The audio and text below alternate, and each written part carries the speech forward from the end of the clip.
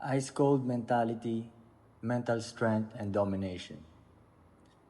Okay, ang totoo niyan, ang buhay ay gera. So ang mga mahihina, sila talaga ang mahihirapan. Mula nung pinanganak ka pa lang, chaos na agad ang sasalubong sa'yo. Kasi chill na chill ka dun sa tiyan ng magulang mo, sa tiyan ng nanay mo. Bigla kang ilalabas, malamig, nakahubad ka, may mga tao nakapaligid sa'yo, may ilaw sa mukha mo, kaya umiiyak ka nun, di ba? Yun ang una mong chaos na mararanasan. So hindi talaga design ang life para maging madali. Nagiging madali lang yun pag meron kang mental strength. So hindi mo talaga ma-enjoy ang nag-iisang life na binigay sa iyo ni God pag ikaw ay mentally weak. Mga meron lang mental strength ang toong nakaka-enjoy ng experience nila dito sa earth habang buhay pa sila. The rest, miserable na sila, malungkot, depressed. Pero alam ko na ayaw mong pumayag nun. Kaya ka nandito eh. Alam kong ayaw mong maging mahina. Alam kong ayaw mong maging average. So tuturuan ka ng course na to kung paano maging savage. Matataas nito ang confidence mo to a higher level. At dahil doon, madadalian ka mag-dominate. Ice cold mentality, mental strength, and domination. Magsisimula lahat sa utak mo. Lahat tayo, pare-pareho lang tayo may 24 hours. Lahat tayo merong problema. Walang taong walang problema. Oo, pwede mong sabihin na yung ibang tao mas magaan yung problema sa'yo. Pero, may mga tao naman na mas mabigat yung problema sa'yo. Pero nalusutan naman nila. Na-enjoy pa rin naman nila yung life. Maganda pa rin naman yung ending. Tapos ikaw hindi. Bakit? Kasi magkaiba lang kayo ng paggamit ng utak. So lahat yan, magsisimula yan sa utak mo. So kailangan meron kang mindset of a winner. Magkaiba mag-isip ang winner sa mga loser. Ganito lang kasimple yan. Ang mga winner, sa tingin nila, winner sila. Mga loser, sa tingin nila, loser sila. Ganun lang kasimple yun. Wala nang komplikadong eksplanasyon. Ganun lang kasimple yun. Depende yan kung ano ang tingin mo sa sarili mo. At yun din ang magiging galawan mo. Magiging related dyan yung experience mo dito sa earth. Related dyan kung paano ka mag-solve ng mga problema or paano ka tumiklop sa mga problema. So lahat yan magsisimula sa utak mo. Intindihin natin kung bakit meron kang loser mentality. Loser ka mag-isip dahil yun ang na-program sa'yo. Pwede na-program yan ng society, ng school mo. Kasi di ba sa school, pag mababa yung grades mo, di ba parang papaniwalain ka nila na wala ka lang, wala kang kwenta. So napaniwala ka lang nun, bata ka pa lang. Pwede rin sa mga napapanood mo, o pwede rin mga taong nakapalibot sa'yo. Let's say, lumaki ka sa isang toxic na family, binabaliwala ka lang nila doon, diba? Or sinasaktan ka nila. So, bata pa lang, napaniwala ka na hindi mataas yung value mo. So, lahat yan pumasok sa utak mo. Diba? Yan ang nag-program sa'yo. At dahil sa programming na yan, nagkaroon ka tuloy ng doubt sa sarili mo. Hindi mataas yung tingin mo sa sarili mo. Simula pagkabata ka pa lang, lalo na sa culture natin sinasabi na sa atin na maging humble tayo, di ba? Huwag kang mag-stand out, mag-play safe ka lang. At dahil dun, yun tuloy ang naging kulungan mo. So, yung loser mentality mo, hindi yan basta-bastang lumabas lang. Nahulma yan sa'yo. Na-install yan sa'yo, na-program yan sa'yo. Yun ang dahilan kung bakit meron kang loser mentality. Ngayon, tatanggalin ngayon natin yan. Okay, tanggalin natin ang loser mentality mo. Kailangan natin i-delete yan. Kailangan tayong mag-rewire. So, paano natin i-rewire? Una, tatanggapin mo muna na hindi ikaw ang nag-install ng paniniwala na yan. Tulad ng in-explain ko sa'yo, yan ay hinulma sa'yo. Yan ay na-program lang sa'yo. Pwedeng hindi talaga ikaw yan. Diba? In-install sa'yo yan. So lahat ng paniniwala mo na sa tingin mo ikakahina mo, kailangan mong i-eliminate yan. At yung mga paniniwala mo na ikakalakas mo, yun ang pwede mong i-keep. Ngayon, ibahin mo ang way mo kung paano kausapin ang sarili mo. Depende kasi rin yan kung paano mo kausapin ang sarili mo. Lagi mo bang ina-up yung sarili mo? Lagi mo bang binibida yung sarili mo? The shit ba yung tingin mo sa sarili mo? Astig ba yung tingin mo sa sarili mo? Or mahina yung tingin mo sa sarili mo? So doon, malaking factor na yon kung paano mo kausapin ang sarili mo. Okay? Ngayon, yung default ng utak mo, lagi talaga siyang magbibigay sa'yo ng negativity and fear. So kahit wala ka pang iniisip, yun ang una mong maiisip. At ginagawa lang ng utak mo yun para lang protektahan ka. Yun ang natural niyang ginagawa sa'yo, protektahan ka. Pero hindi porket binibigyan ka niya ng negativity and fear, ay kailangan mo ng patulan yun. Kumbaga, suggestion lang naman ngayon. At nasa tansya mo pa rin yan kung kaya mo o hindi. So kung may mahina kang pag-iisip o mahina kang nilalang, ang tingin mo talaga lagi ay hindi mo kaya. Pero kung ang tingin mo sa sarili mo ay malakas, ang tingin mo, kaya mo. So yun ang ibig kong sabihin kung paano kausapin yung sarili mo. Sinasabi mo ba na hindi mo kaya o sinasabi mo na kaya mo? Okay, ito ang hindi alam ng mga may hinang nilalang. Hindi nila alam na pwede palang i-control at pwedeng i-shape ang thoughts, ang mga naiisip mo. Mostly ng mga tao, akala nila yung brain ang nagpapatakbo sa mga tao. Pero hindi. Yung utak mo, sa'yo yan. Hindi yan boss mo. Weapon mo yan. Okay? Hindi ikaw ang weapon niya. Yan ay weapon mo. So, hindi porket kung ano mang sinabi sa'yo ng utak mo is yun na yung susundin mo. Diba? Hindi alam ng mga tao yan. Yung mga tao, galaw lang ng galaw based sa sinabi ng utak nila. Pag sinabi ng utak nila na natatakot, okay, hindi na talaga sila tutuloy. Basically, yung utak tuloy nagpatakbo sa kanila, yung utak ang leader nila.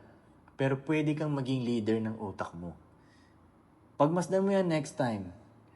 Pagmasdan mo talaga yung sinasabi ng utak mo. Kunyari bukas meron kang sparring, di ba? Pagmasdan mo kung ano sinasabi ng utak mo, natatakot ba siya? Excited ba siya? Sa tingin ba niya mananalo ka? Sa tingin ba niya matatalo ka? Mostly ng mga tao hindi nagte-take time para pagmasdan yung sinasabi ng utak. Galaw lang sila ng galaw na parang robot. Pinapagalaw sila ng utak nila. Di ba nga, ang default ng utak ay bibigyan kanya ng negativity and fear. Yun ang default niya eh. So, mostly ng mga tao, yun ang program na ginagamit nila. Negativity and fear. Kaya hindi sila nakakaangat, kaya hindi natutuloy yung mga plano nila. Yun ang sinuggest ng utak nila eh. Hindi nila alam na pwede palang hindi pakinggan yung suggestion ng utak kasi hindi mo naman boss yung utak mo eh. Ikaw ang boss niya. Nagsasuggest lang siya. Okay? So, practicein nyo yun na pagmasdan nyo yung sinasabi ng utak mo. At kung ikakahina mo, huwag mong patulan, huwag mong sakyan. Lahat ng nakakahina na thoughts mo, palitan mo yun. Palitan mo ng nakakalakas na thoughts. Tapos, lagyan mo ng power yung thoughts mo. For example, imbis na isipin mo na baka hindi ko kaya yan, ang isipin mo ay walang makakapigil sa akin. Kailangan mong i-practice na ganun ka lagi mag-isip. I-practice mo lagi, papuntang positive, parang cheerleader ka ng sarili mo, parang papalakasin mo yung sarili mo. I-practice mo na i-practice yun. Hindi mo agad makukuha to dahil ilang years ka nang nasanay na negative ka mag-isip. Ilang years ka nang nasanay na pahina yung iniisip mo, hindi palakas. So, kailangan mong ulit-ulitin to. Okay? Kailangan mo mag-practice hanggat masanay ang utak mo.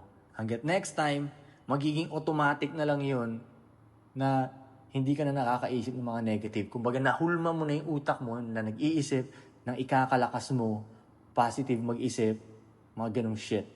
So, ulit-ulitin mo, mag-practice ka, simula ngayon. So, para magkaroon ng mental strength, iba't ibang mind tricks ang pwede mong gamitin. Maraming klase ng mind tricks na pwede mong gamitin. Kumbaga, ititrick mo yung utak mo para sa ikakalakas mo, para sa advantage mo. Ako personally, lahat ng klaseng tricks, basta ikakalakas ko, ay kinukuha ko. At lahat ng ikakahina ko, hindi ko ginagamit. So, ang isa dito is, meron akong emperor mentality. Dapat meron ka ring emperor mentality. Dapat mas mababa ang tingin mo sa ibang tao. Hindi ko sinasabi na i-disrespect mo sila, walang hiyain mo sila, tapak-tapakan mo sila, maliitin mo. Hindi ganun. Pero dapat, ang tingin mo lang is iba ka sa kanila. Kailangan paniwalaan mo yun. Ngayon na nandito ka, na naghahanap ka ng wisdom, naghahanap ka ng knowledge, ini-improve mo ang sarili mo, sa tingin ko enough na yun para paniwalaan mo na iba ka kaysa sa kanila. Kasi majority ng mga tao walang pakialam sa ganun. Majority ng mga tao hindi nagsi-self-reflect. Ano lang sila, nagpapa-agos lang sila sa buhay. Pero ikaw, hindi, iba ka. Diba? So, ganun mo tingnan na sarili mo, iba ka. Tapos yung iba mga peasants yan. Nasa iyo yan kung anong gusto mong maging tingin sa sarili mo. Pwede mong isipin na emperor ka. Pwede mong isipin na king. Ako nga minsan iniisip ko alien ako eh. Tapos the rest, human beings lang yan. Diba? Pag emperor mode naman ako, the rest, mga peasants yan sila. Ganun ko isipin ang sarili ko. Ang mga peasants, ibang tao ang nagpapatakbo ng buhay nila. Pero pag emperor ka, ikaw ang nagpapatakbo ng sarili mong buhay. Pagmasdan mo yung mga ibang tao, di ba? Hindi sila gumagawa ng sarili nilang alon. Nagpapadaloy lang sila dun sa alon. Pero ikaw gumagawa ka ng sarili mong alon. Ganun ang emperor. Yung mga ibang tao para lang silang, alam mo yung sa movie na Forrest Gump, ako hindi ko napanood talaga yun ng buo, pero sa umpisa ng movie ng Forrest Gump, merong dahon doon na nililipad-lipad ng hangin. Sabi nila ang symbol nun is mostly ng mga tao ganun. Hinahayaan lang silang lipad-liparin ng life. Hindi sila pumipiglas. Hindi sila gumagawa ng sarili nilang daan. Yun ang mga peasants. Hinahayaan lang nila na dalhin sila ng life na to. Pero as an emperor, ikaw ang nagdadala ng life na to. So, kailangan meron kang emperor mentality. Kailangan peasants lang ang tingin mo sa kanila. Kailangan sa tingin mo iba ka sa kanila. Sa tingin mo dapat mas mababa sila sa'yo. Ngayon na emperor ka na mag-isip, dapat hindi ka na naghahanap ng approval ng ibang tao. Yung mga peasants, sila lang yung nag-iisip ng ganun kung ano ang sasabihin sa kanila ng mga tao. Pero ang emperor, the way nga siya mag-isip is, isipin nyo kung anong sasabihin ko sa inyo. Dapat kayo ang mag-isip nun. Kung anong sasabihin ko sa inyo. Minsan ganyan ako mag-isip eh. Kunyari darating ako sa isang event. Actually, pag basta mo to, pag darating ka sa isang party, karamihan ng mga tao dun, halos lahat ng pupunta dun, meron na agad silang iniisip, wala, ano kaya sabihin ng mga tao sa akin? Or mag-act na cool ako para magustuhan ako ng mga tao. Diba? Majority ng mga tao ganun pag pupunta sila sa isang event or party. Pero, pag meron kang emperor mentality, pag lalapag ka doon, the way mo tingnan is, masiswertahan yung party na yon dahil lalapag ako. Diba? Ganun kataas ang tingin mo sa sarili mo. Yung mga peasants, yun talaga ang importante sa kanila, kung ano ang sasabihin ng ibang tao. Pero ang mga emperor, walang pakialam yun. Gagawin niya kung ano ang dapat niyang gawin. Ang mga peasants din, ay uhaw sa validation ng ibang tao, di ba? Pero ikaw as an emperor, paniniwala mo lang ang tanging kailangan mo. Wala kang pakialam sa, bakit, di ba? Isipin mo, bakit ka magkakapakialam? Peasants nga yan sila eh. Emperor ka. Ang mga peasants, nakikisama sila sa life. Pero ang emperor, siya ang nagke-create ng life na gusto niya. Kumbaga, Yung mga pinanganak na peasant, tatanggapin na lang nila kung ano ang hinain sa kanila ng life na to. Pero ikaw, yung gusto mong lifestyle, ipipilit mo talaga yun. Ipipilit mo yun kahit ano pang mangyari. Eh yun ang gusto mo eh.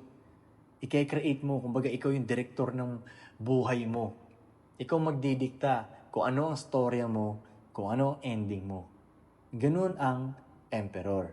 Pero kung ikaw, hinahayaan mo lang, pag sinabi sa'yo ni ganito, ganito gawin mo, pag sinabi sa'yo ng society, ganito gawin mo, pag sinabi sa'yo ng school, ganito gawin mo, pag sinabi sa'yo ng parents, ganito gawin mo, at sinusunod mo lang yung mga yun, peasant ka mag-isip. Pero kung emperor ka, ipipilit mo talaga yung gusto mo. Siyang mga peasants, ibang tao ang sinisisi nila sa mga nangyayari sa kanila. Ayan, mahiligin sila magreklamo or naghihintay sila ng swerte. Pag masdan mo, yung mga normal na tao, di ba ganyan yan sila? Pero ang emperor, sa tingin niya, siya ang responsible kung bakit nangyari ang mga nangyari. Success man yan or failure. Maganda na ganun ka mag-isip kasi para wala ka ng time na mangsisi ng ibang tao. Wala ka ng time magreklamo at wala ka ng time maghintay ng swerte. Yung time mo na yun, gagamitin mo yun para ma-solve na lang yung problema. Kung ano man. Di ba? Kasi sayang sa oras, magsisisi ka ng ibang tao, anong mangyayari? Di ba? Tatagal pa eh. Solusyonan mo na lang. Magrereklamo ka, anong mangyayari? Ano, masabi mo lang. Malabas mo lang yung mga sama ng loob mo. Di ba? Yung nararamdaman mo, gusto mo lang i-announce. Sayang sa oras, di ba? Ang emperor, walang oras magaganon yun. Ang emperor, okay, susolusyon na lang niya. Ayusin ko agad, that's it, tapos. At ang emperor, sa tingin niya, kung ano man ang shit na nangyayari sa kanya, sa tingin niya siya ang may dahilan nun. Sa tingin niya siya ang nagpasok nun. Pinasok niya yung sarili niya sa ganong sitwasyon. Ang maganda, pag ganun ka mag-isip, is, hindi mo talaga masisisi yung ibang tao kasi una pa lang, sa tingin mo, kumbaga sarili mo na ang sisihin mo nun eh. So pag sisisihin mo yung sarili mo, edi ikaw din gagawa ng solusyon kasi hindi mo mapapasa sa iba eh. Hindi mo isisisi sa iba eh. So ngayon, wala kang masasayang na oras, kumbaga. Yun ang maganda dun. Yun naman talaga ang totoo. Lahat ng shit na pinagdadaanan mo ngayon, ikaw lang din nagpasok sa sarili mo niyan. Let's say, kunyari nasa isang toxic relationship ka, di ba? Ikaw may kasalanan yan, hindi talaga yung babae. Kahit gaano pa sabihin, hindi, red flag yung babae, baliw yung babae. Ikaw ang pumayag niyan. Nakita mo na yung mga signs yan, umpisa pa lang, pero pinilit mo pa rin. Ikaw yan. Let's say ngayon, naghihirap ka, di ba? Ikaw ang may kasalanan yan. O pwede mong sabihin na, hindi kasi ako galing sa mayaman na pamilya eh. Galing kasi ako sa slums eh. Pero kung nandyan ka pa rin, kasalanan mo yan. Hindi ka umalis eh. Hindi ka gumawa ng paraan umalis eh. Diba? May mga tao naman na same yung pinanggalingan mo, pero umalis sila. Gumawa sila ng paraan. Wala silang sinisi. Sa tingin nila, okay, sila ang dahilan kung bakit wala silang pera. Hindi yung parents nila, hindi nila sinisi yung parents nila. Sila na lang gumawa ng action. So, ganun ang emperor mag-isip. Siya ang responsable kung bakit nangyayari ang mga nangyayari. Success man or failure. Okay? Ngayon, kung emperor ka mag-isip, dapat meron ka talagang mission. May vision ka at meron ka talagang plano. Kung meron ka talagang solid na mission, may solid talaga yung vision mo and plano, mas lalong mawawalan ka ng time magsisi, magreklamo at maghintay ng swerte. Kasi meron ka nang plano eh. Hindi naman, wala naman sa plano ang magsisi ang magreklamo eh, di ba? Kung ano mang maling mangyari, di ba? Let's say may maling mangyari, yung iba magrereklamo pa. Hindi, may maling nangyari, okay, back to the mission. Ano ang magagawa natin para mabalik ulit tayo sa mission, para mas mapalapit ulit tayo sa goal natin? Hindi yung, sino ang pwede nating sisihin? Sayang sa oras yun. Kaya dapat solid yung mission mo. Matindi yung mission mo. Para sobrang liit na lang para sa'yo yung magsisisi ka, magrereklamo. Para sa'yo pang peasant activities. Ganun mo tignan yan.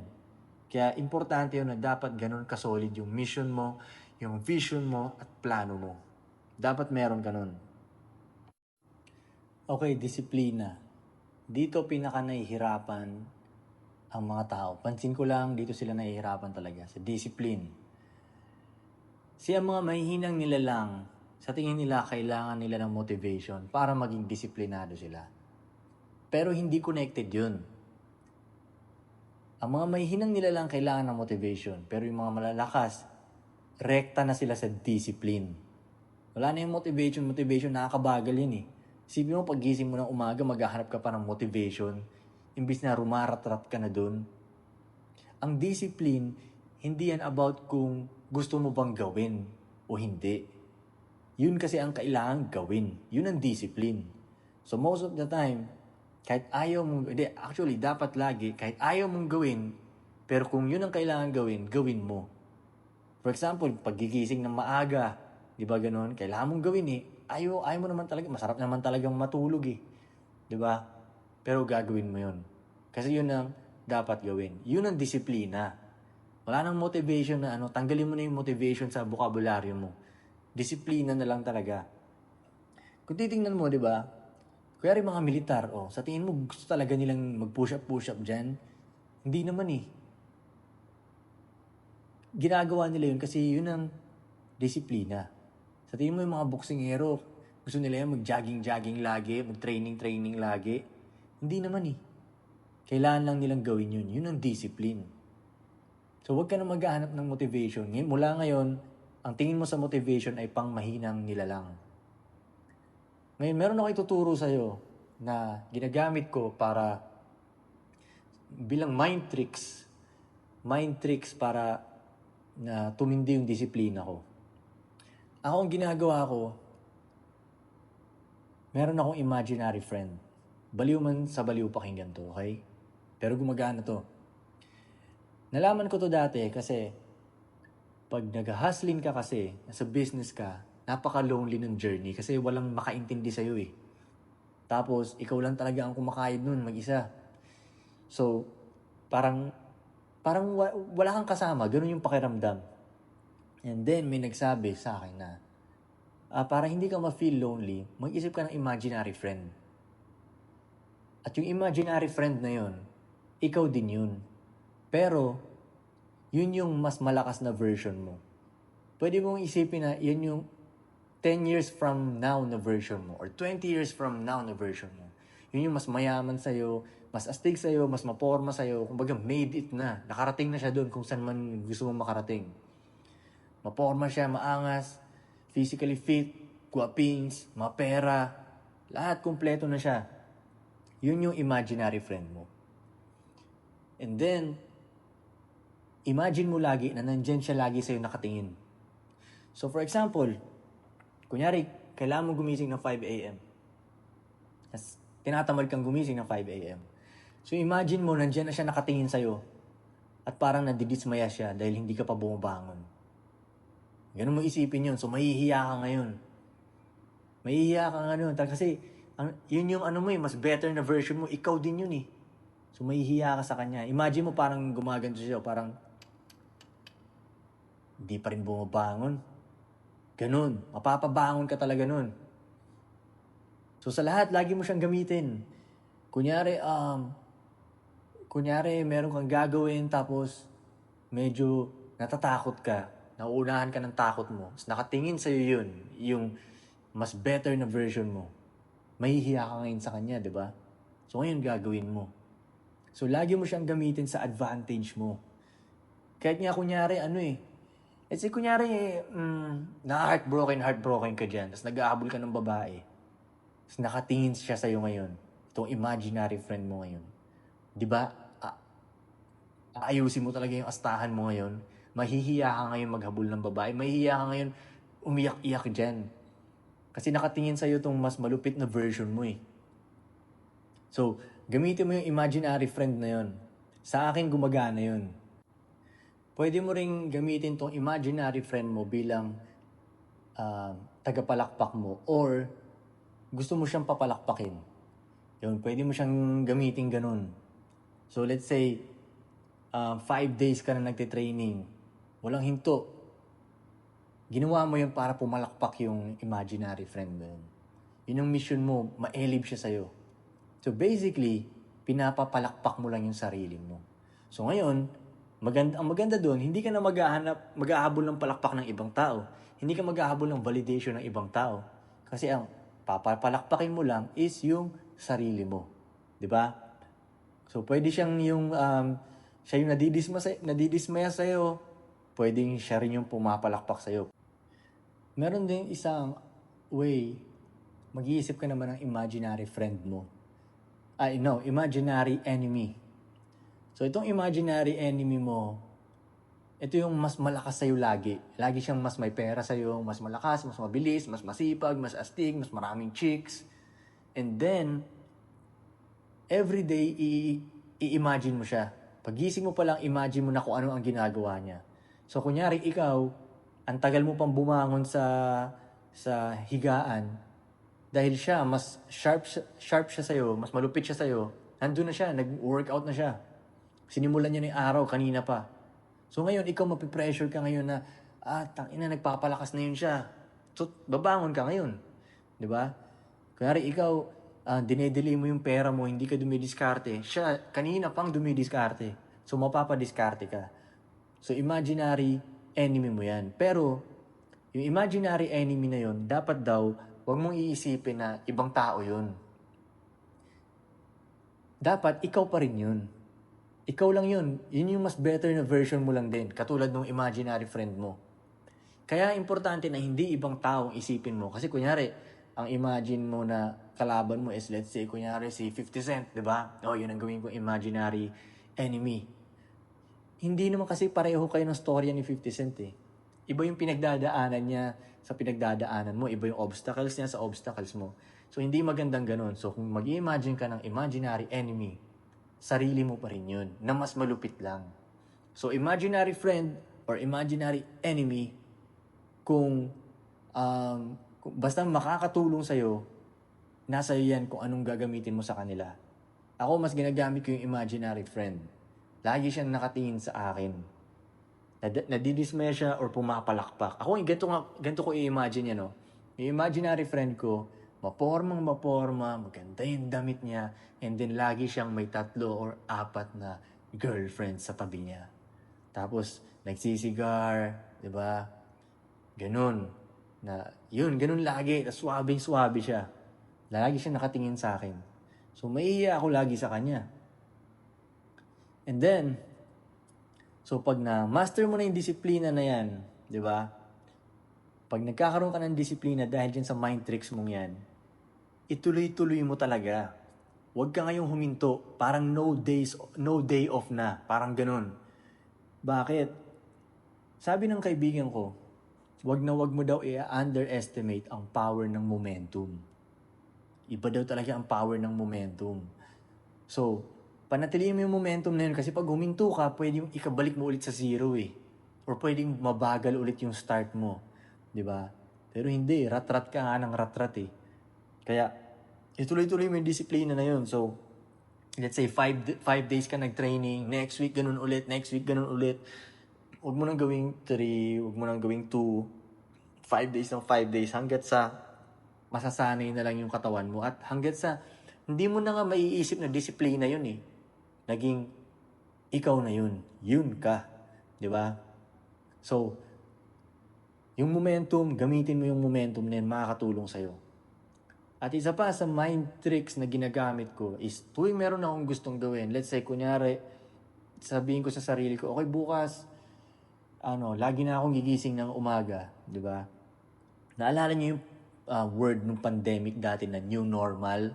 Ginagamit ko yun. Sinasabi ko sa sarili ko, ito na ang new normal. Kumbaga, wala na akong magagawa dito.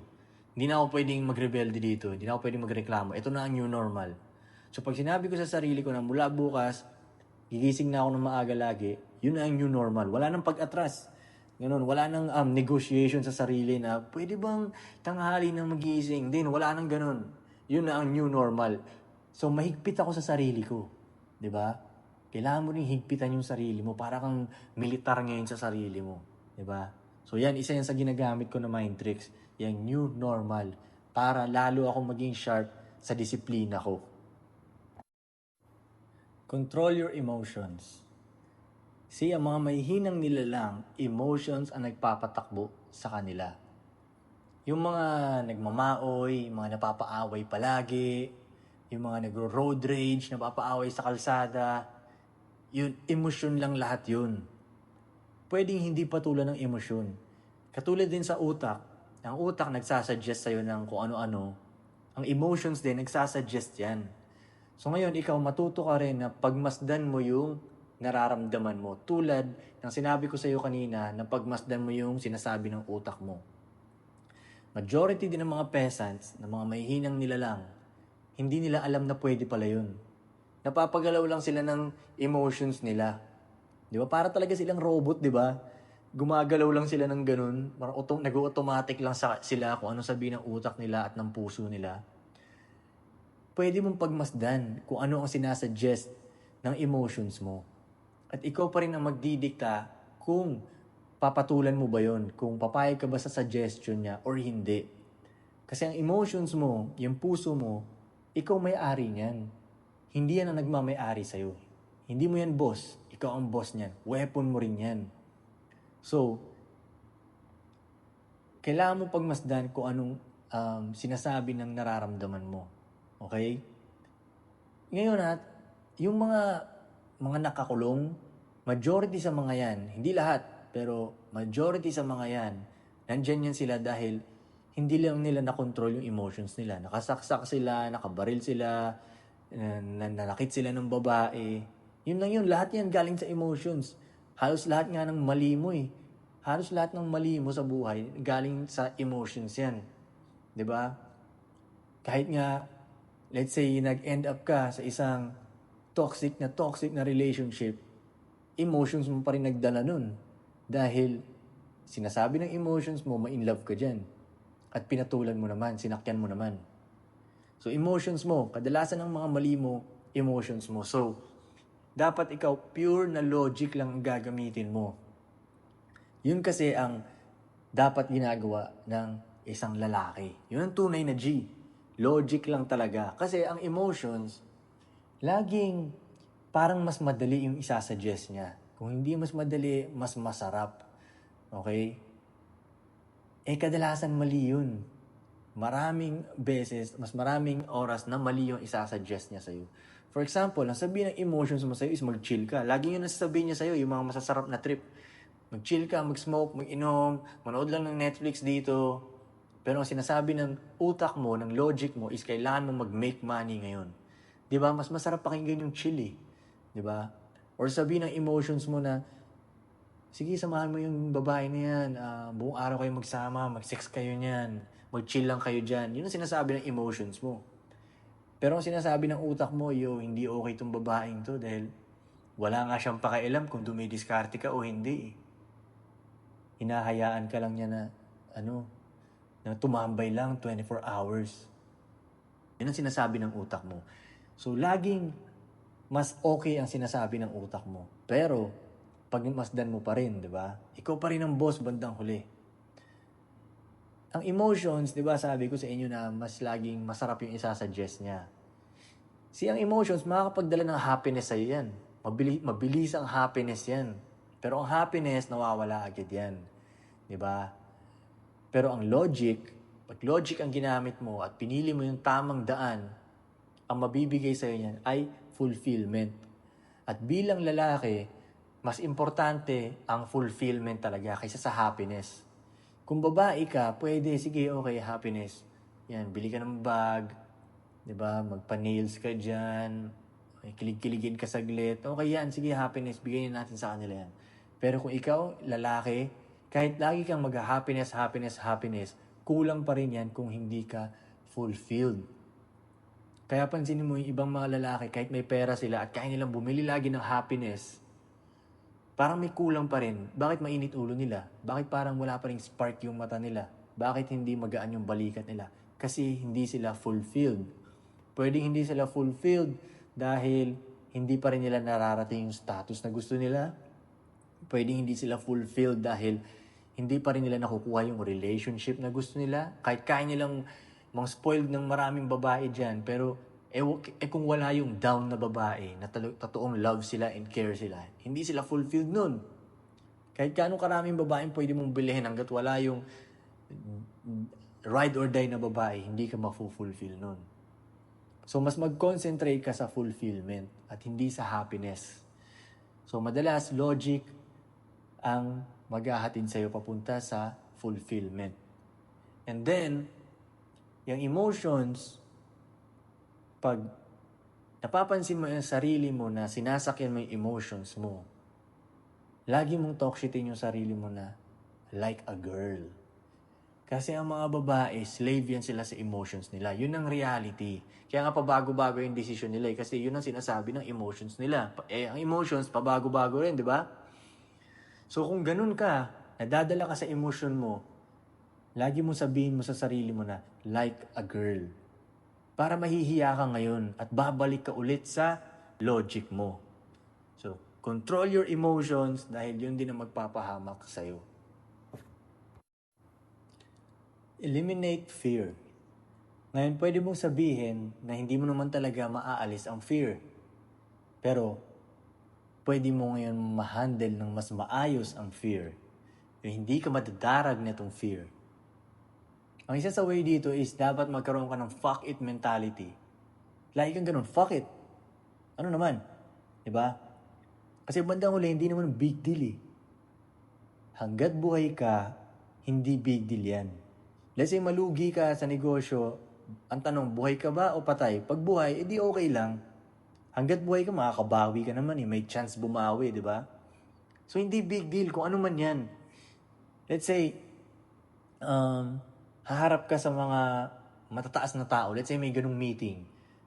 Yung ibang tao, titiklop na sa ganyan. Yung mga mahihinang nila lang, hindi natutuloy yan. Ika-cancel na nila yan. Matatakot sila dyan or pupunta sila dyan pero kabadong-kabado sila. Pero kung meron kang fuck it mentality, fuck it. Okay. Hindi naman big deal ah. Hindi ka naman mamamatay dun. Wala naman tututok ng baril sa'yo dun. So, hindi big deal.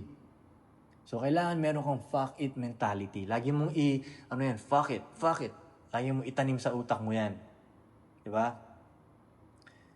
Ngayon, kung meron kang fear, pwede yung mag-lead sa depression mo. Kasi hindi mo maabot yung gusto mo eh. Di ba? So, nade-depress ka ngayon. Or nagkakaroon ka ng anxiety kasi nauunahan ka na ng fear eh. Or, magkakaroon ka ng, yun nga, self-doubt. Nagdadalawang isip ka masyado dahil natatakot ka eh.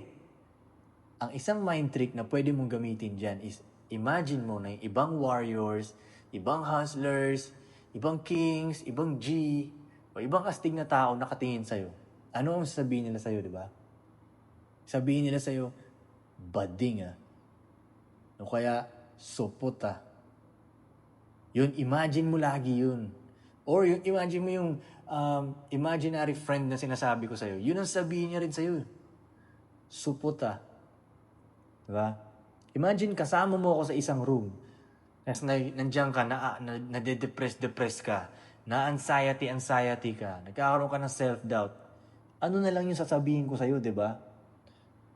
Imagine mo kasama mo si Andrew Tate. Di ba? Papakita mo ba sa kanya, depressed ka? May anxiety ka? So yun, magandang i-imagine mo yun. At pwede rin palibutan mo yung sarili mo ng mga ganun. Ng ibang warriors, ng ibang hustlers, ng ibang G. Kasi mawawalan ka talaga ng room sa depression and anxiety. Kumbaga, hindi mo na nga itatago sa kanila eh. Pwede nga mahawa ka na lang sa energy nila eh. Kaya importante nga rin na ayusin mo yung circle of friends mo. Diba? Kasi ako naalala ko isang beses, diba meron tayong mga ups and downs? Minsan isang beses gumising ako, nasa down ako. Sa down talaga ako, hindi ko maintindihan kung bakit. Okay naman ang lahat, pero parang down yung pakiramdam ko. Tapos kung ano-anong negative shit na pumapasok sa isip ko. So ngayon, naghanap ako ng tambay. Hinahanap ko yung mga homies ko. Nasaan na ba sila? Nasaan ba yung mga 2 joints na to? So nakipagkita ako sa kanila. Nung nakasama ko na sa kanila, parang naging okay ang lahat. Okay lang naman pala ang lahat. Kasi, alam mo yun, parang imagine mo na, kunyari mag-isa kang leon, tapos nakadiscover ka ng isa pang leon dun sa jungle na brother mo. Mas lalakas na yung loob mo eh. Mawawala yung mga fear na yan eh. May kasama ka ng kapwa leon mo eh. So parang ganun yung naramdaman ko noon. Nung kasama ko na sila. Ito na yung mga kapwa leon ko. Nawala talaga yung mga negative shit na iniisip ko. Napansin ko agad talaga yun. Kasi nung umaga, parang, down eh. Pero nung kasama ko sa kanila, parang game na ulit kami. So maganda rin palibutan mo yung sarili mo ng mga kapwa warriors mo, kapwa hustlers mo. At lahat ng mga mahihinang nilalang, huwag ka muna magsasama dun. Nadadamay ka sa takot nila eh.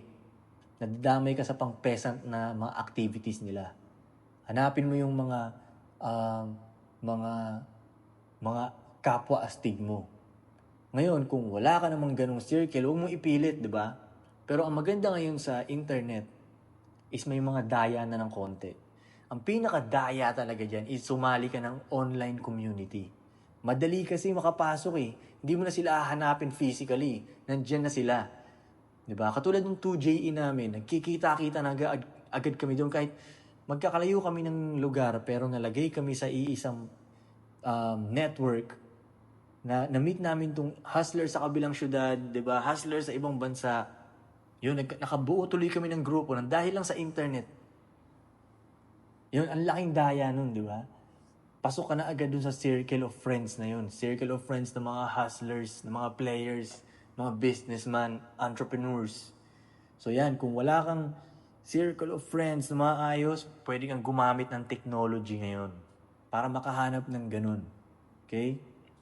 So yun, isa yun sa way para ma-eliminate mo ang fear mo is kailangan may kasama kang ibang mga leon. At isa pa na ginagamit ko, pwede mong i-trash talk yung sarili mo. So kanina, kung sinasabi ko sa'yo na lagi mong i-up yung sarili mo, ngayon pwede mong trash talkin yung sarili mo para sa ikakakilos mo, para sa advantage mo. So kung meron kang ginagawang something na pang support, pwede mong sabihin sa sarili mo na supot parang tanga. Pwede mong i-trash talk ng ganun yung sarili mo. Like a girl, pwede mong ganunin yung sarili mo, di ba? Para mapakilos ka lang. Ngayon, ang mangyayari yan, mahihiya ka sa sarili mo. So, yun ang mga ways para ma-eliminate yung fear.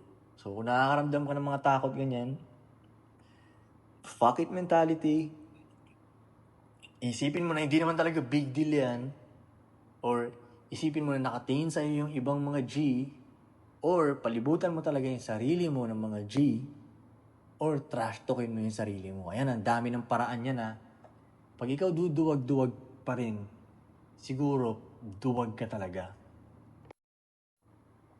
Pag-usapan natin ngayon kung paano ka mag-handle ng pressure. Dito, natitesting talaga ang mga tao sa pressure ng life. Okay? Ngayon, importante na kalmado ka tuwing may pressure. Ako, kaya gusto kong kalmado ako. Ito talaga ang pinaka-baseline na paniniwala ko Kasi cool siya tignan eh. Yun lang. Ganun lang kasimple talaga ang paniniwala ko pagdating sa pagiging kalmado. Gusto kong kalmado ako kasi gusto ko cool ako tignan. Di ba talaga naman eh. Kumbaga, kaysa naman sa nagsisigaw-sigaw ka dyan, napapaaway ka dyan, nagmamawi ka dyan, nagrarant ka sa social media, nakikipag-debate ka, kung kani-kanino dyan, nagtataas ka ng boses, kahit sino ka pa, kahit gaano ka pa kasikat, kahit gaano ka pa ka-gangster, kung nagaganon ka, hindi talaga cool, tignan. Mas cool pa rin talaga kung kalmado ka. Ako, importante sa akin yun. Ang maging cool. Kaya pinipili kong maging kalmado. Ganun lang talaga kasimple ang paniniwala ko dyan sa pagiging kalmado. Kasi cool siya tignan. Kasi ang pressure, kailangan mong malabanan talaga tong pressure. Kasi pressure creates diamonds or dust. Yung mga mahihinang nilalang nagiging abo dito. Diba? Pansinin mo, yung mga hindi talaga nakaangat dahil hindi lang naman nila kinaya yung pressure eh. Yun lang naman yun eh. Ang success related yan kung paano ka mag-handle ng pressure. Kung paano ka mag-handle ng stress. Kung sino ang mas kayang makahandle ng stress, makahandle ng pressure, yun talaga yung makakaangat. Kasi on the way sa top, napaka-tindi talaga ng pressure. Paangat ka na ang paangat, pa-pressure ng pa-pressure yan. Okay? Mas nakaka-stress yan, mas malalaki yung problema mo dyan. So dun magkakaalaman kung sino talaga ang sino, kung sino ang dapat nasa taas o nasa baba. Yung iba nagiging abo dahil sa pressure, yung iba naman nagiging diamonds. Di ba sabi nila, lahat ng diamonds hindi magagawa yan kung hindi mo a-apply ng pressure, di ba? So, tingnan mo, isipin mo, ano ka ba talaga? Diamond ka ba o magiging abo ka, di ba? Pare-pareho lang tayong matatamaan ng pressure niyan. Papayag ka ba na ikaw yung tumiklop sa pressure? Di ba nakakahiya yun? Di ba? So, i-embrace mo ang pressure. Okay? Ito ang gagawin mo pag nape-pressure ka. Una, basic sa basic, hingang malalim. Yun lang, ihinga mo lang na malalim muna. Bago ka pa mag-isip, bago ka umaksyon, huminga ka ng malalim. Mas kakalma ka agad nun. Hingang malalim. Basic na basic. Diba? And then, isa pang mind trick na pwede mong gamitin is tuwing may pressure, isipin mo na ginawa ako para dito. Ito ang stage ko. Ganun mo isipin. Ito ang playground ko. Ito ang field ko. Pressure, akin na yan. Ganun mo isipin. Imbis na parang, fuck, nakaka-stress naman to, nakaka-pressure naman to. Yun ang mga sinasabi ng mahihinang nila lang sa utak nila. Pero hindi ka na mahihinang nila lang ngayon. So, iba yung isip mo, di ba? So, pampalakas ngayon yung thoughts mo. Lagyan mo ng power ngayon yung thoughts mo. Ginawa ako para dito. Ganun. At sabihin mo yun na parang with conviction mo sabihin yun. Sabihin mo yun ng parang min mo talaga. Ginawa ako para dito. Ganun. Hindi pang support na nasalitaan na parang, fuck, pressure naman. Ganun. Pang support yun. Ginawa ako para dito. Ang isa pa sa technique para makahandle ka ng pressure is huwag kang magko-concentrate sa outcome niya. So, kung ano mang kakalabasan, Huwag kang mag-concentrate sa kung ano man ang kakalabasan. Huwag mo isipin yung resulta. Maging maganda man yung resulta o hindi, huwag yun ang isipin mo. Isipin mo yung process. Isipin mo muna kung ano ang dapat gawin. And then, paliitin mo palalo para mas magaan, para mas hindi nakaka-pressure. Paliitin mo pa. Isipin mo lang yung step 1. Kaya may problema, di ba? Okay, tsaka na natin isipin yung malalaking moves dito. Ano ang step 1? Kadalasan yung step 1, maliit lang talaga yung step 1. Kadalasan, di ba? Pag natapos mo yung step 1, dun ka na sa step 2. Yun ang ibig ko sabihin na mas mag-concentrate ka sa process kaysa sa outcome. Kasi kung nakakonsentrate ka sa outcome, mas nakakatakot yun. Ang laki pakinggan eh. Kumbaga, win or failure na lang yun eh. Diba? Nandoon na naglalaro yun eh. Magiging successful ba o hindi? Diba? So, kung isipin yun, doon ka lang sa process. Ano ang step 1? And then, gawin mo yun. Then, tapusin mo lang yung step 1 talaga. Huwag mo isipin yung step 2. Mag-concentrate ka lang sa step 1. Pag natapos mo yung step 1, step 2. Then, step 3. Then, step 4. Hanggang sa matapos mo. Hindi mo napapansin, natapos mo na pala. Ngayon, kung hindi pa rin maging successful, okay lang din. Diba? At least na-handle mo siya ng suwabe. Na-handle mo siya ng suwabe dahil ginawa mo lang yung process. Okay? Kalmado mo siyang na-handle. Yun naman ang importante dun eh. Kalmado mo siyang na-handle. Kung ano man ang shit na yan. Sa pressure, importante din ang experience. The more na nakaka-experience ka ng mga shit na may pressure, the more na nagiging automatic ang response mo dyan. Hanggat sa pa-expert ka na ng pa-expert, parang yan, kunyari ako minsan nakikita ko yung ibang tao na tataranta sila at pag inaalam ko yung problema nila, so anong problema? Magsasabi sila sa akin ng maliit na problema na para sa akin, damn, palit na lang tayo ng problema, yan lang pala. Kumbaga yan yung iniiyak-iyak mo dyan. Bakit? Kasi nalampasan ko na yung mga yun eh, mga ganung kaliliit na problema, hindi na siya problema ngayon sa akin dahil natapos na ako dyan. Yung pressure na pinagdadaanan ko ngayon is pang malalakihang shit na, pang mga capital G na, di ba? So, maganda na makaranas ka palalo ng ganyan. Huwag mong iwasan yung pressure, huwag mong iwasan. Mahinang nila lang ang umiiwas sa pressure. So, dapat nga mas mag-crave ka para sa mga high pressure moments. Kasi, yan ang magpapatibay lalo sa'yo. Huwag mong iiwasan, mag-crave ka pa niyan. Ibig sabihin yan, the more na may dumarating sa yung matitinding pressure, ibig sabihin nagle-level up ka niyan. So, dapat ikatuwa mo yan. Diba? Iniisip kasi ng iba na pag umaangat ka, mas pakunti ng pakunti yung pressure. Hindi eh. Mas may problemang matitindi dyan eh. Diba? Pero masaya yun. Ibig sabihin, umaangat ka ng level. Masaya yun. Depende mo lang yun kung paano tignan eh. Masaya yun. So, mag-crave ka pa for high pressure moments. Kasi doon ka lang magiging expert. Diba? And isa pa dyan, para mag-handle ng pressure is know your opponent. Alamin mo kung sino yung kalaban mo. Kung ano yung dumarating na pressure na yun, aralin mo yun. Diba? Or let's say, tao talaga yung opponent mo. Yun ang nakaka-pressure, diba? Know your opponent. Alamin mo siya. Alamin mo yung klase ng pagkatao niya, paano siya gumalaw, paano siya mag-isip. Kasi kung alam mo yung opponent mo, hindi mas madali, di ba? Kaysa sa hindi mo siya maintindihan. Ngayon, alam kong medyo nalilito ka dito. Pero sa mga merong coldest game 1, mas madali para sa kanila to. Kasi sa coldest game 1, mas maiintindihan mo yung mundo eh. Maiintindihan mo yung lahat dun eh. So pag naiintindihan mo yung mundo, maiintindihan mo rin yung mga taong nakatira dun. So mas maigigets mo agad. Mababasa mo agad yung opponent mo. 'Di ba? So yan, importante yan. Kung may opponent ka lang naman, 'di ba? So importante yan, kuha ka ng coldest game 1 para mas madaling maintindihan mo yung mga opponent mo. So yeah, experience. Huwag mong takasan yung pressure. Mag-crave ka pa ng high pressure moments like a G. Okay, paano lalakas ang appeal mo sa mga bitches pag meron kang mental strength?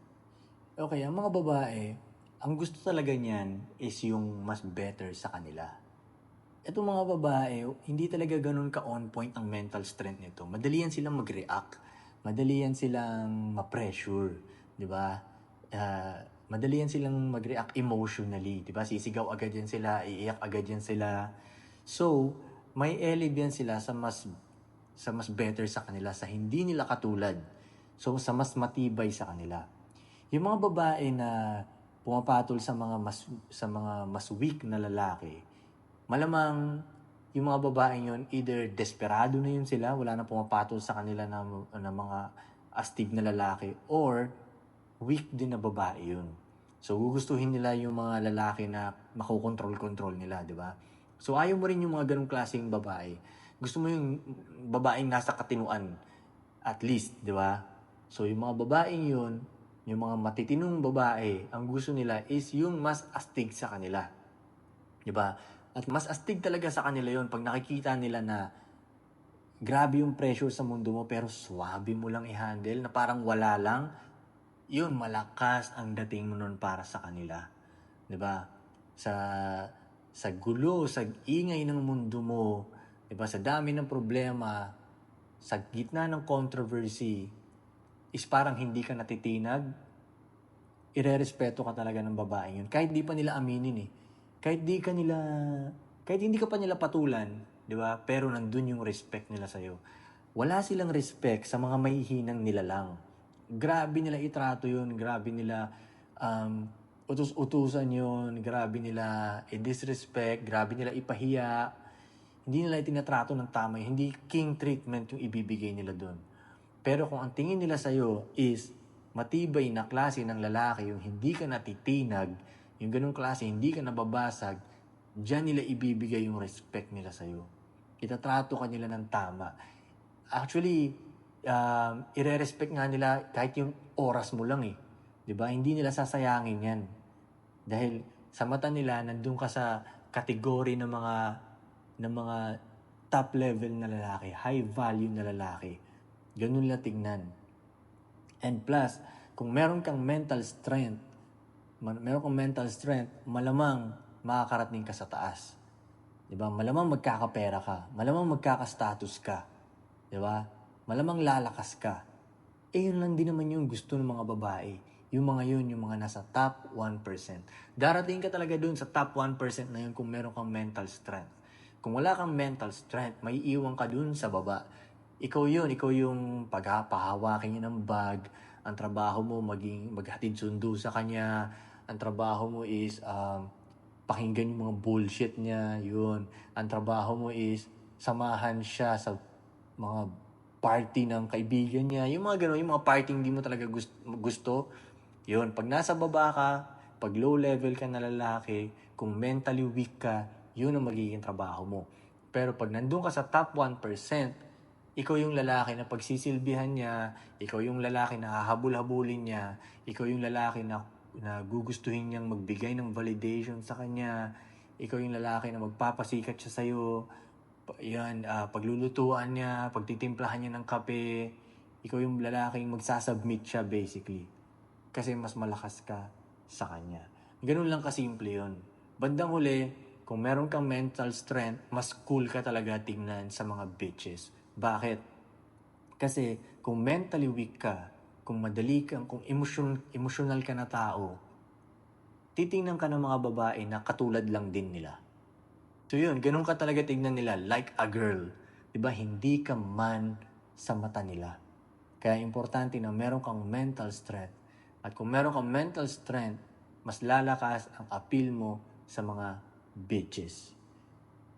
At ngayon, kung gusto mo talagang matuto talaga sa relationships, ang sinasuggest ko sa'yo is kumuha ka ng Coldest Game 1, Coldest Game 2, Coldest Game 3. Yan, maiintindihan mo talaga ng mabuti yan. Like, aabot ka talaga sa level na, pwede kang magkaroon ng multiple girlfriends na magkakasundo lahat at lahat mga yes woman mo sila. Wala silang ibang, kundi yes lang sila sa mga gusto mo. Yun. Yun ang mas malalim na knowledge kung gusto mong maging maayos ang relationships mo with women. At hindi lang din, relationship mo sa lahat, sa sarili mo, sa ibang mga G, sa mundo, sa relationship mo, sa money mo, yun, lahat na yun, sama-sama na yun dun eh. 'Di ba?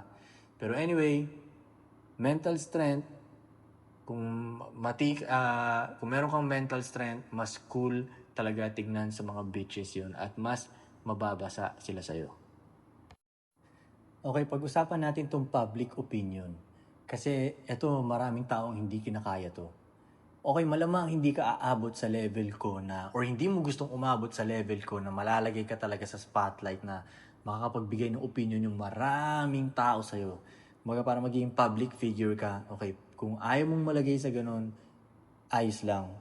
Malamang hindi ka nga malalagay sa ganitong level. Pero let's say, gusto mong maging influencer, ganun, or rapper, artista, eto makakatulong sa'yo to. Ngayon, kung hindi mo naman gustong maging ganun, makakatulong pa rin sa'yo to. Kasi, sa ingay ng mundo kong to, so sobrang daming tao nagsasalita, di ba, sa mundo kong to, di ba? Kung i-apply mo tong mga technique ko sa maliit mong mundo, edi sobrang easy na lang yun. Di ba? Kaya importante din na marinig mo to. Okay, ang public opinion ay isang joke. Okay? Laging sinasabi ng mga tao, wala silang pakialam sa sasabihin ng iba. Pero deep inside, may pakialam talaga sila. Lahat ng ginagawa nila ay based talaga sa opinion ng iba. At yun ay weakness. Pansinin nyo, yung iba nag-college kasi ay nilang madismay yung parents nila. Pwedeng ganun. Yung iba nga nagpakasal para mapa-shut up na lang yung mga tao eh. Kasi di ba, yung iba, pag parang wala ka nang pupuntahan, pag nagpakasal ka, parang sabihin ng mga tao na, nagsettle na siya. O, hindi ka napapakailaman ng mga tao ngayon kasi kasal ka na eh. Diba? Nagsettle ka na eh. O, yung iba nga, nag-anak lang para mapa-shut up yung mga tao dun eh. Diba? Diba, may anak na yan siya. Okay na yan siya. Malalagay na yan siya sa tamang landas. O, diba? So mostly talaga ng mga tao, kahit sabihin nila na wala silang pakialam sabihin ng iba, pansinin niyo yung buhay nila, ang nagdidikta talaga dun is yung opinion ng ibang tao. At ayaw mong maging ganun kasi pang peasant yun. Ang emperor, wala siyang pakialam dun sa opinion ng ibang tao. And the way mo isipin is ganito. Actually, ito ang reality niyan. Opinion nino ba? Ng mga broke na tao, ng mga weak at miserableng tao, Yun, opinion ng mga yun. Buti kung opinion niya ng mga bilyonaryo, ng mga champions. Pwede pang buksan ko yung tenga ko dyan, di ba? Pero kadalasan ng mga nagto-talk shit sa akin, pag titingnan mo, wala man lang, yung iba dyan, wala man lang 5K pesos. Diba? Yung ibang hirap na hirap maka 500 dyan. Ganun. Or kung hindi man sa pera natin pag-usapan, let's say, iba dyan, mapera naman talaga yung iba. Pero weak sila. Mahina sila na klase. Diba? Marami namang ganun mapera pero mahinang nila lang. So yun, so hindi nagmamatter yun.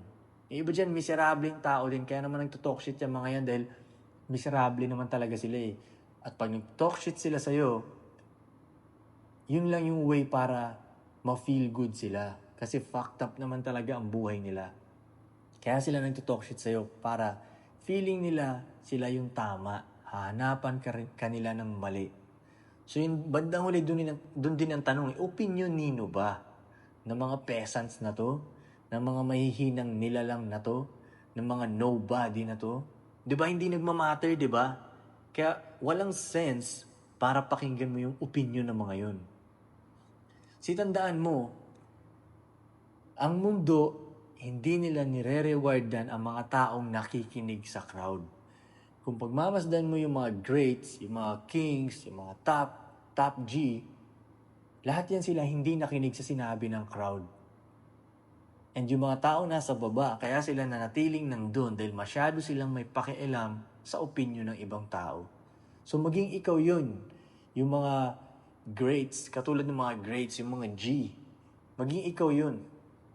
May isa silang common denominator. Lahat yun sila, sarado yung tenga nila. Wala silang pakialam sa opinion ng mga mas mababa sa kanila, ng mga maliliit, ng mga mahihinang nila lang. Pagdating sa pag-handle ng public opinion, marami kang pwedeng gamitin na mind tricks dyan. Ang isa sa ginagamit ko dyan is nag-i-imagine ako ng king na nasa balcony siya. Diba? Imagine mo yung mga ganung movie. May hari, lalabas siya dun sa balcony niya. Tapos sa baba, ang daming mga peasants, nag-cheer o kung ano man sinisigaw. Diba? Kung ano-ano man. Yung iba dun, ayaw sa kanya. Yung iba naman, supporters niya. Basta nagkakagulo yung mga peasants dun sa baba. Pero yung king, sa tingin mo pinapakinggan niya yun? Hindi niya pinapakinggan yun. Siya yung hari naman yung bandang huli. Hindi niya pinapakinggan. Baka nga ini-enjoy niya yung ingay na yun Diba? So, mapupunta tayo sa topic na feel your power. Yun, pinapakiramdaman ng king, yung power niya. Lalabas siya dun, diba? Suot niya yung corona niya, suot niya yung maganda niyang damit. So, parang inaamoy niya yung ingay ng crowd. Parang gano'n. Alam mo yung parang ginagawa ni The Rock? Pag nakapikit siya dun sa ring, tas inaamoy niya yung crowd. Parang gano'n. Feel niya yung power niya. So, yun ang ginagawa ng king.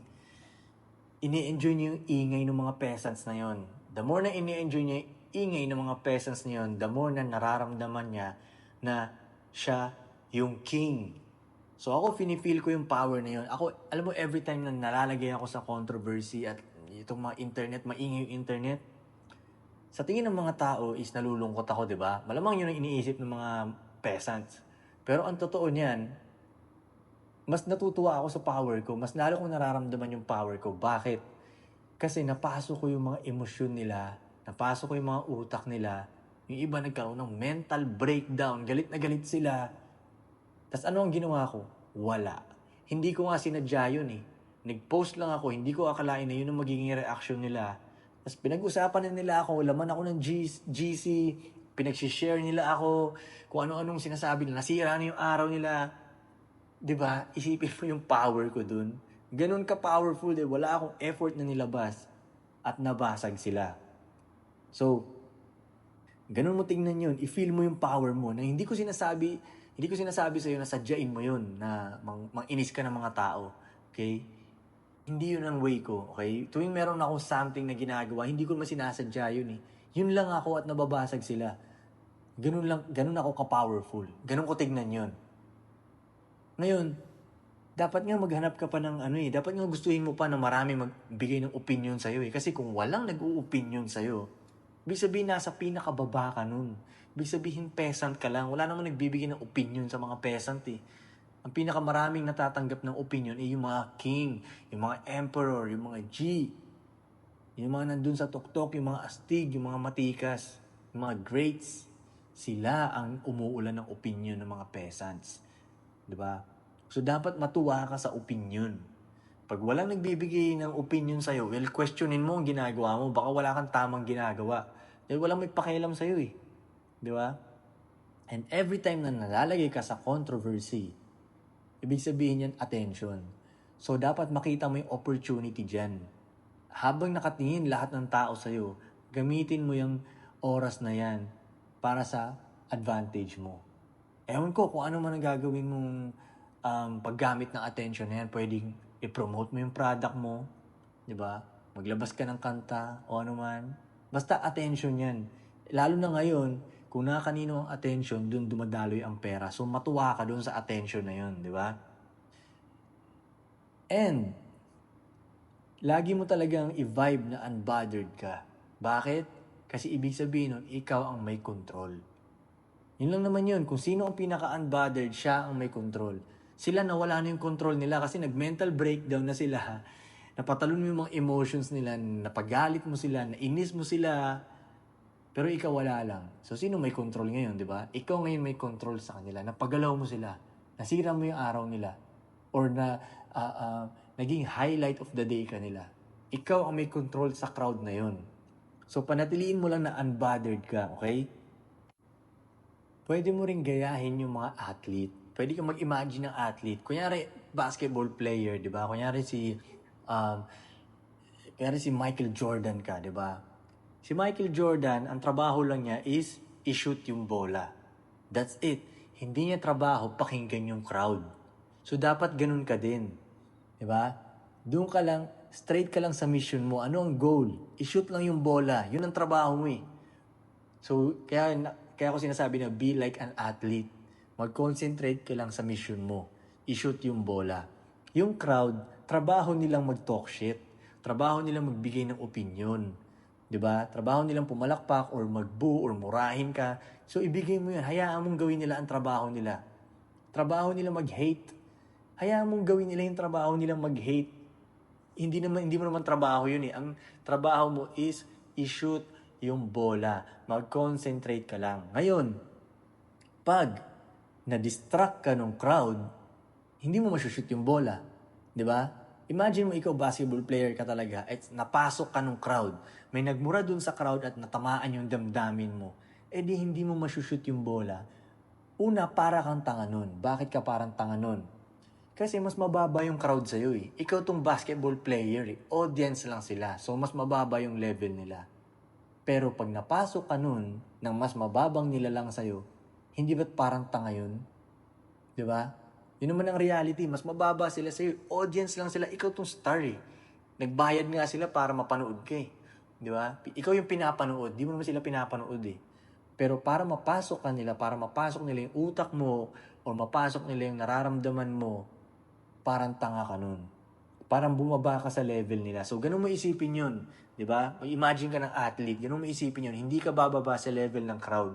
Kailangan mo lang i-shoot yung bola.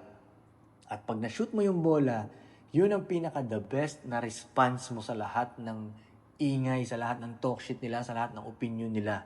Ang best response is success. Yun ang pangsampal sa kanilang lahat. Diba? Kunyari boksingero ka, diba? Tapos ang dami nilang talk shit sa'yo na hindi ka mananalo, ganyan. Na-knock out mo yung kalaban. Diba? Isang malakihang sampal yun. So mag-concentrate ka lang sa success. Hindi mo trabaho na i-prove yung point mo. Diba? Huwag kang mag-concentrate doon sa pag-prove ng point mo. Makikipag back and forth ka debate sa mga yan, sa mga may hinang nila lang. Hindi mo trabaho yun. Mag-concentrate ka lang sa purpose mo, sa mission mo, at sa success. Yun lang, i-shoot mo lang yung bola. Okay? Kumbaga, pasimplihin mo lang. Di ba? Pag nakikipag-debate ka pa, pag naapektuhan ka pa ng crowd, pinakomplikado mo lang. I-shoot mo lang yung bola, tapos. Ganun lang kadali yun, di ba? Ngayon, yung tumutignan yan, pag nag-react ka emotionally, di ba, napagalit ka nila, napikon ka nila, nabasag ka nila, nagsalita ka pabalik, let's say, nagtaas ka ng boses, naggalit ka, nagmaoy ka, nagrant ka, the way mo tignan yun is nakakahiya. Nakakahiya. Tsaka unang-una sa lahat, yun ang gusto nilang mangyari, mapareact ka. Imagine mo ikaw, nasa crowd ka, di ba? Tapos nagto-talk shit ka kay LeBron James. Tapos biglang si LeBron James tumingin sa'yo pabalik at nag-react sa'yo. Di ba ma-feel good ka nun bilang crowd? Kahit paminura ka ni LeBron James pabalik, hindi ka naman ma-hurt nun eh. Ma-feel good ka nun. Kasi napareact mo yung star player. So wag mong ibibigay yung satisfaction na yun sa crowd. Yun lang naman din ang gusto nila eh. Tuwing nalalagay ako sa controversy, ang dami magto-talk shit, di ba? Lahat yan waiting sa reaction ko. Kaya di ba, never nyo ako nakita mag-react, di ba? Kasi bakit ko ibibigay sa kanila yun? Para saan? Ayoko ma-feel good sila. Di ba? Yun lang naman ang gusto nila eh, mapareact. Si Bugoy na koy-koy. So hindi mo ibibigay yun. Huwag mo ibibigay yun. And the way mo rin isipin, yung mga crowd na yan, hindi ka rin tutulungan yan. Let's say, makulong ka, maghirap ka, magutom ka, walang tutulong sa'yo dyan. So, bakit mo pa iisipin yung opinion nila? Ba't mo iisipin yung sinasabi nila? Ba't mo ipapasok sa utak mo yun? Ba't mo ipapasok sa feelings mo yun? Eh, ni isa dyan talaga walang tutulong sa'yo. So, fuck it. Importante dito ang pagkakaroon mo ng walang pakialam. Zero fucks. Pero dapat balanse. Okay? Hindi ka naman tanga, di ba? Okay, hindi ko na masyadong ipapahabain to. Kung ang point ko lang dito, mawalan ka ng pakialam pero wag kang stupid. Hindi ibig sabihin nun is managasa ka ng mga tao, ganun. Yun, zero fucks pero balanse, okay? Galingan mo magdesisyon, talinuhan mo ang pagkaka-zero fucks mo, di ba? Ako wala naman akong pakialam, di ba? Pero calculated pa rin yung mga galaw ko. Hindi ako banat ng banat, hindi ako tira ng tira, di ba? Hindi ako bara-bara. May pagka-bara-bara pero kumbaga sa mga school project natin sa science is scientific guess. Yun. Bara-bara ako pero scientific. So, zero facts pero balance, okay? Hindi ko na pahahabain yun. Matalino ka na, okay? Hindi ka tanga-tanga, okay? And, pagdating dito sa public opinion shit, kaya ako pinapanatiling parang confident ako. Kasi bandang huli, cool talaga siya tignan. Yun lang yun, babalik ulit sa pagka-cool, di ba? Katulad nung sinabi ko sa'yo kanina, importante ang magmukhang cool. So yun lang yun, pag confident ka, imagine mo sobrang daming taong nagto-talk shit sa'yo, laman ka ng internet, di ba? Binabash ka dyan, millions of bashers. Pero pag tinignan ka nila, parang walang nangyari. Nasa labas ka pa rin, hindi ka nagtatago sa lungga, hindi ka natatakot sa kanila, lumabas ka pa rin, kumain ka ng lunch sa labas, nagmerienda ka sa labas, nag-ice cream ka doon, nakikita ka nilang ganun. Hindi ba't cool tignan? So, bandang huli, yun lang yun. Kailangan maging confident ka. Bakit? Kasi cool lang siya tignan. Ganun lang talaga kasimple. Kung hindi ka confident at naapektuhan ka nitong public opinion, di ba hindi cool? Imagine mo yung idol mo na apektuhan ng public opinion, na pumitik siya. Yun, isang beses, nag-rant siya bigla sa social media, hindi niya na kinaya, nabasag siya. Di ba parang, damn, idol pa naman sana kita, pero nag-crack ka. Di ba? So, hindi cool. So, panatilihin mo lang na confident ka. Stay cool lang. Para suwabe lang, di ba? Yun lang yun. Kaya ganito ako dahil sa tingin ko, yun ang cool. At yun naman talaga eh.